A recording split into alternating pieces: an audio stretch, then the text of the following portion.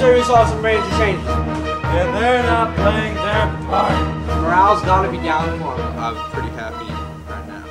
Okay, now that we've recapped all that stuff, let's move on to the second day of battle. Should we, Chant?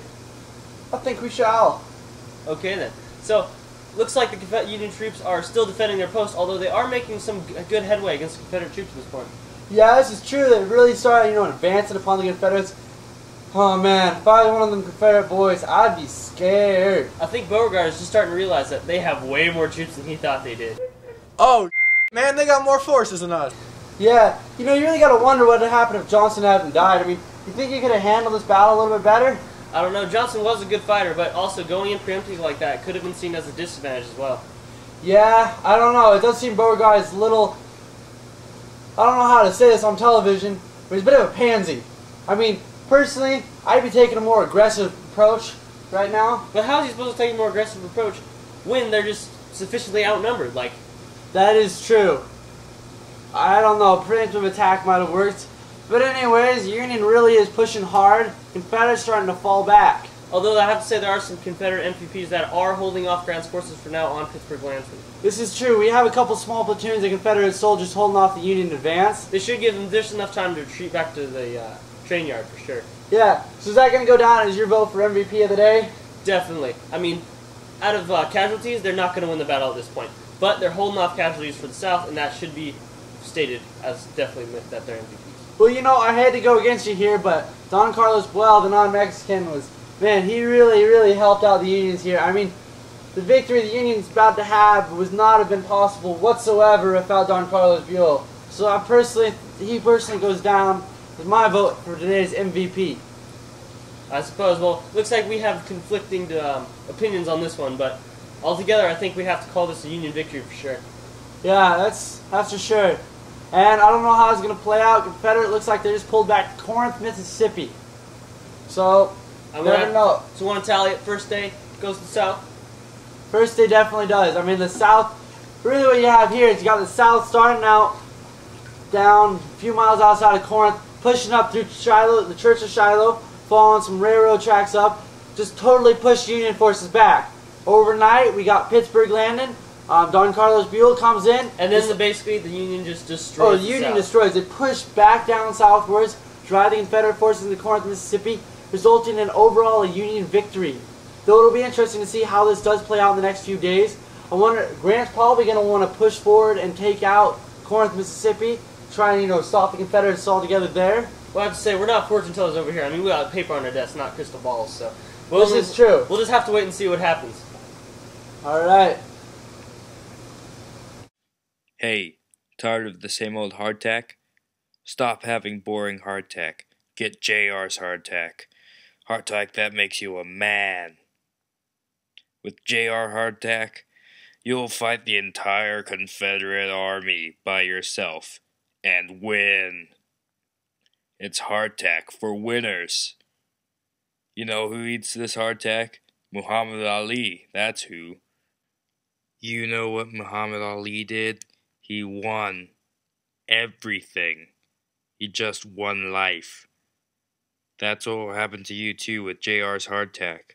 You'll eat it and angels will come down and they'll be like, congratulations, you just won life. They'll present you with a gold medal and everything, and you'll be called the winner of life.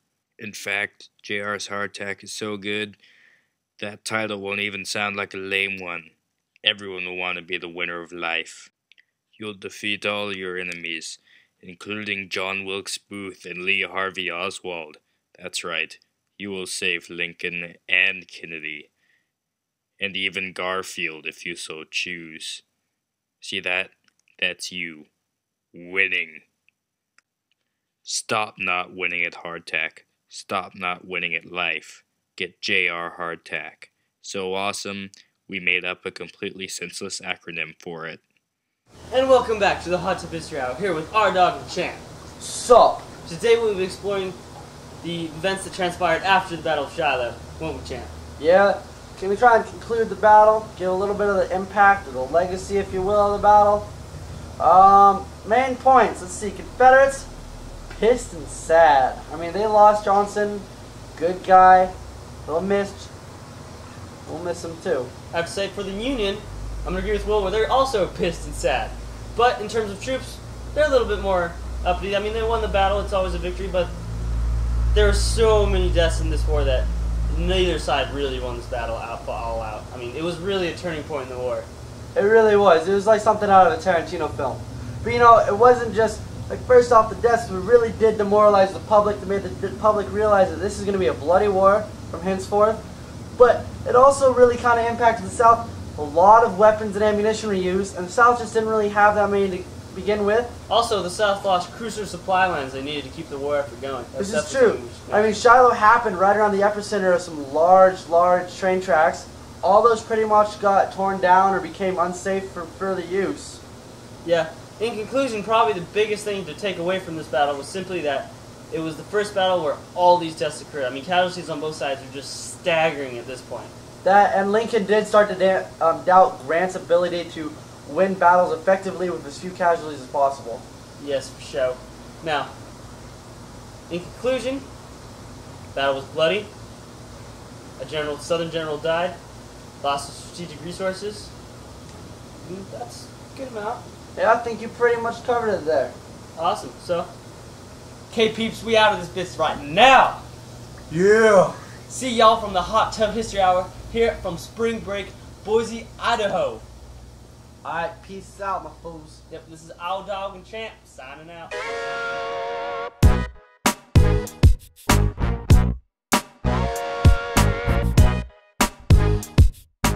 What? Effing hot tub! No!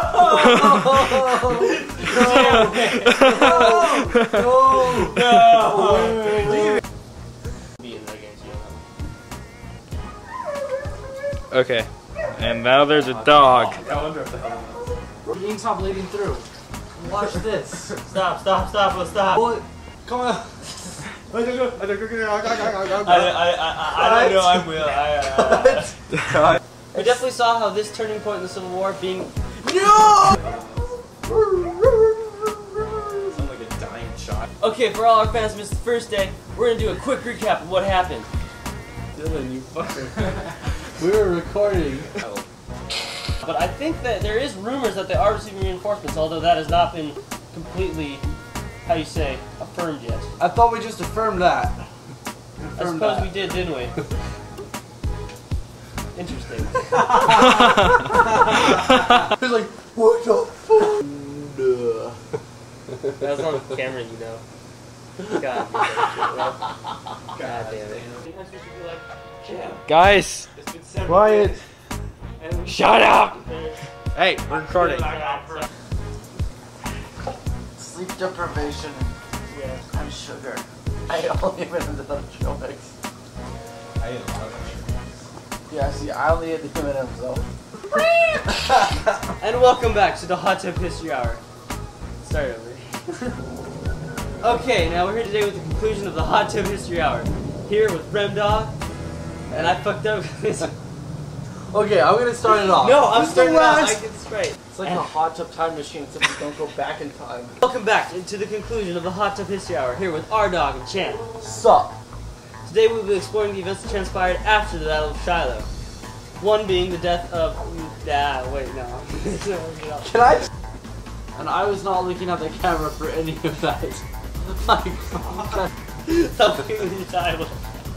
Come on, guys. Okay, welcome back. This is the Hot Tub History Hour. No, This fuck is- you, that's this my is a part of introduction. our I'm show. ready. So peace out, my homeboys. We're coming to you live from spring break, and we're just about to end our little program we going on here. I'm sorry, your voice. It's the voice. Every time. Alright, so why don't you start us off then, our dog? No, why don't you start us off, Champ? So, today... fuck it. Alright, yeah, so Yeah, how's what it do you going? say we get you out of these wet clothes and then take dry martini? Back the shit off. Fucking go.